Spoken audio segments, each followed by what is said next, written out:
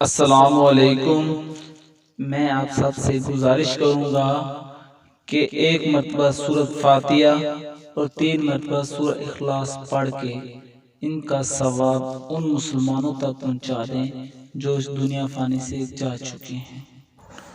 امام علی علیہ السلام سے پوچھا گیا کہ یا علی، رمضان میں 30 روزے انسان پر کیوں فرض ہیں؟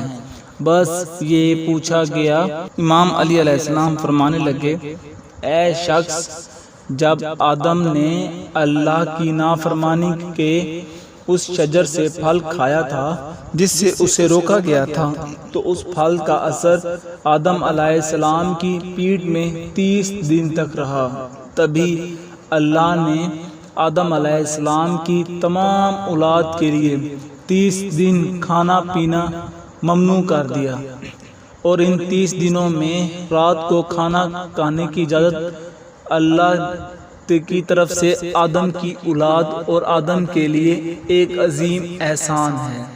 اے شخص، ان 30 روزوں میں سے 3 روزے ایسے ہیں جو انسان کے تمام گناہوں کو معاف کر دیتے ہیں، ہر دعا کو پورا کر دیتے ہیں۔ تو اس شخص نے پوچھا، یا علی، وہ 3 روزے کون سے ہیں؟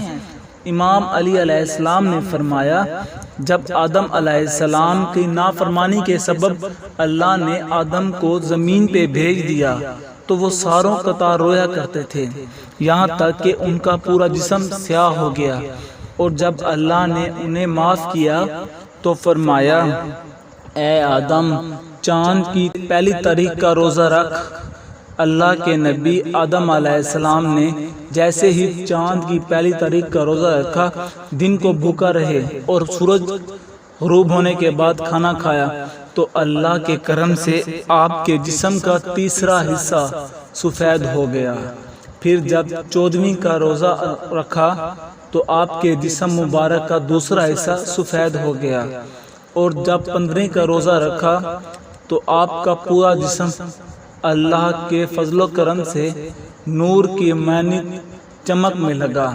یاد رکھنا، جو انسان اللہ کے قریب ہونا چاہتا ہے وہ رمضان کے 30 روزے رکھے، اور جو انسان اپنے گناہوں کی معافی چاہتا ہے، اپنی ہر دعا اللہ کی دربار میں پہنچانا چاہتا ہے، تو وہ پہلی 14ویں اور 15واں کا روزہ رکھ کے اللہ سے دعا مانگے۔